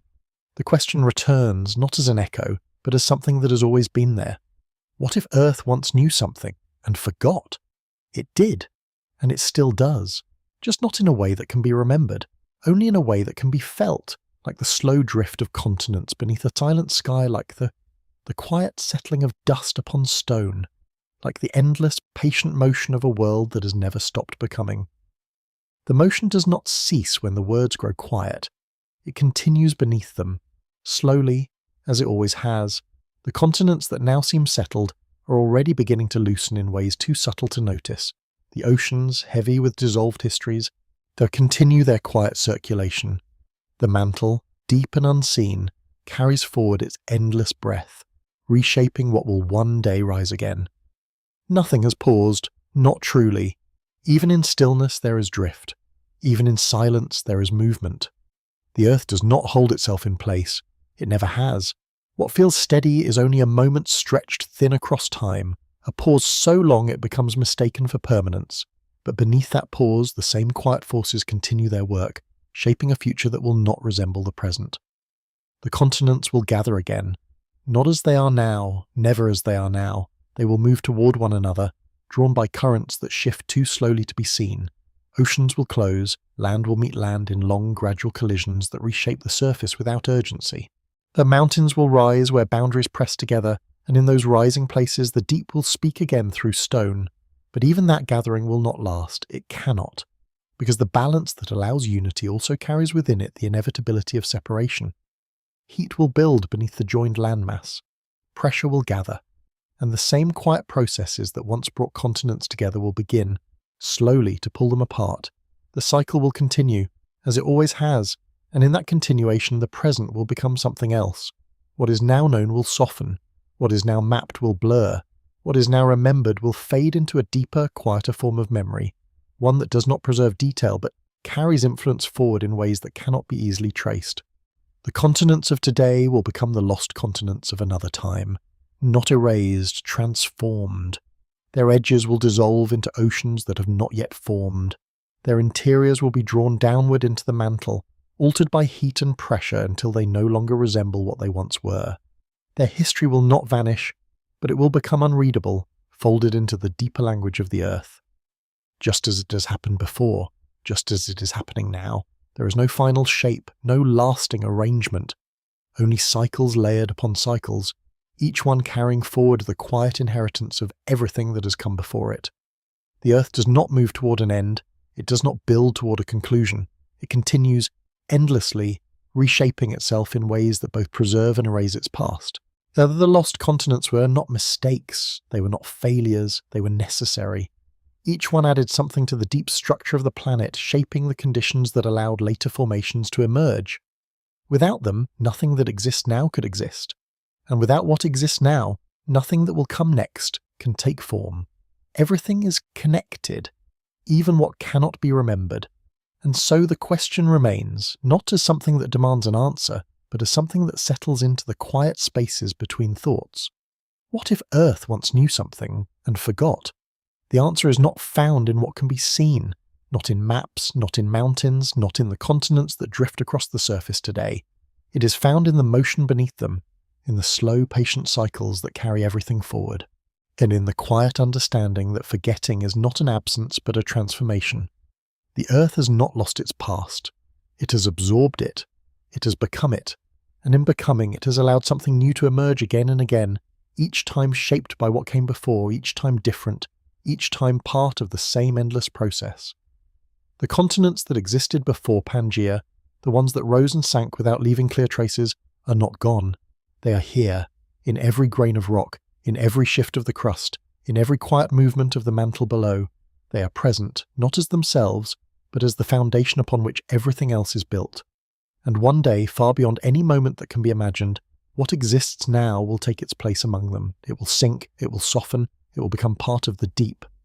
And the earth will continue, as it always has, as it always will, not remembering in the way that can be read, but remembering in the only way it knows how, by carrying everything forward, even as it lets go. And still the drifting continues, so slowly that it feels like rest, so quietly that it feels like sleep. The surface breathes in movements too wide to notice, too patient to interrupt the illusion of stillness. Continents slide past one another by the width of a fingernail in a year, by the length of a river in an age, by the span of oceans in a memory too vast to hold. The earth does not rush its changes, it lets them settle. Time does not pass here. It gathers, layer upon layer, motion upon motion, each one so small it disappears into the next, and yet together they reshape everything. The mountains that seem unmoving are rising. The oceans that seem endless are shifting. The land that feels permanent is already on its way to becoming something else. This is how forgetting happens, not in a moment. In accumulation. The continents of now, carrying forests, deserts, silent stone, are already loosening at their edges. Fractures too small to notice are forming. Heat gathers beneath them in slow, quiet pools, preparing for movements that will take millions of years to complete. Nothing is waiting. Everything is already happening. But it happens too gently to be seen, and so it feels like nothing is changing. The earth has always hidden its transformations within slowness. It folds time into itself until even change becomes invisible. The lost continents were not erased in storms or fire. They faded, they softened. They slipped beneath the surface so gradually that there was no moment of disappearance, only a long, quiet becoming. And that same becoming holds the present. The continents that now feel certain will one day be uncertain. Their shapes will stretch, their edges will blur, their interiors will crack open along lines that have not yet fully formed. Oceans will widen where land once touched. Land will gather where oceans once rested. The cycle will not announce itself. It will unfold, as it always has. There is no first continent, there is no final one, only arrangements.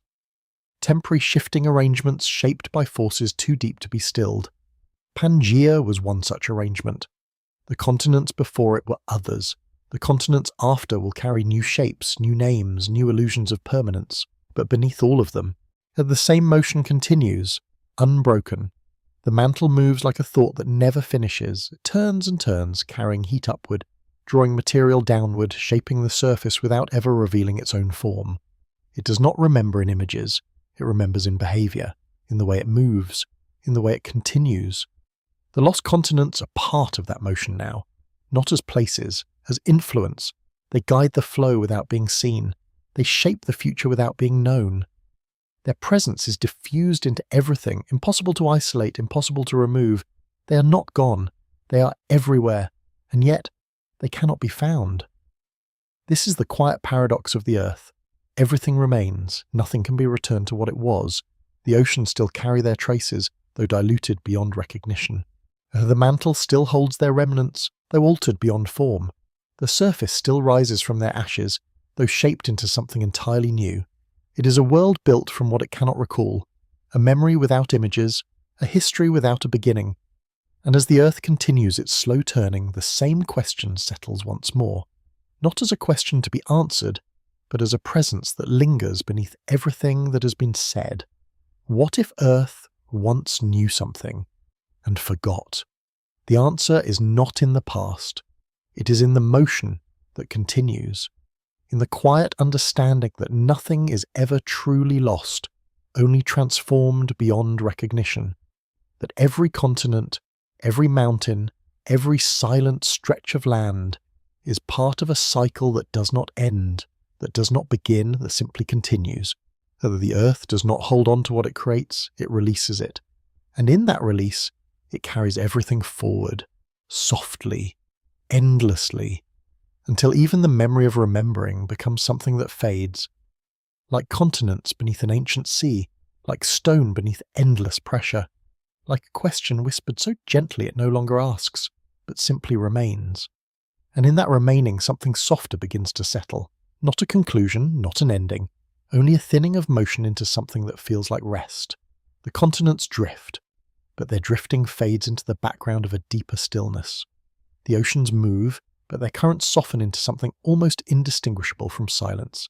Even the mantle in its endless turning seems to slow, not because it has changed, but because perception has softened around it.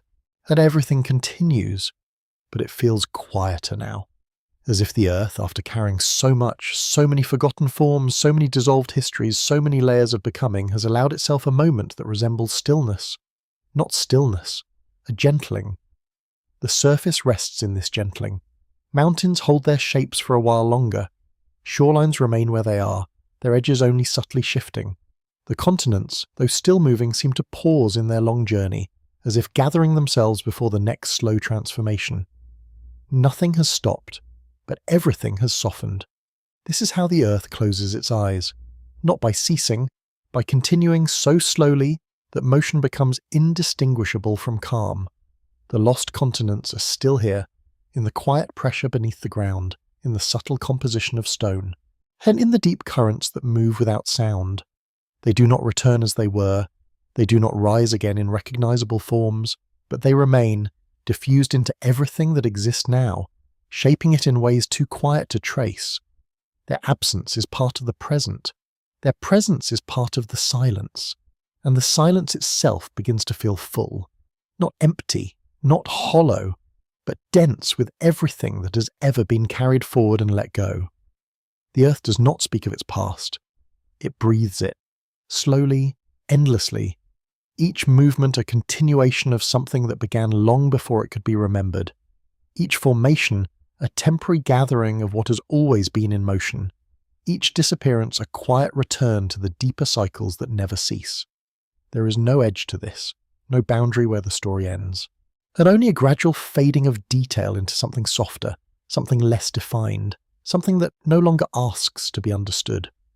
The question that once opened everything settles again, not as a question, as a presence.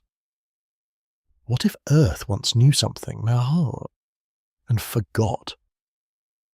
The words no longer reach outward. They sink, gently, into the same depths where continents have drifted and dissolved, where languages of stone have been written and erased, where oceans have gathered and released their quiet memories. There is no answer waiting there, only motion, only continuation, only the soft, unbroken rhythm of a world that does not hold on to what it becomes, but carries it forward, endlessly reshaping itself into something that has never been entirely new and never entirely the same. The Earth does not remember in the way that can be spoken. It remembers in the way it moves, and even that movement, given enough time, becomes something so slow, so quiet that it feels like sleep. A long, deep sleep without dreaming. Or perhaps a dream so vast it no longer needs to remember that it is dreaming at all.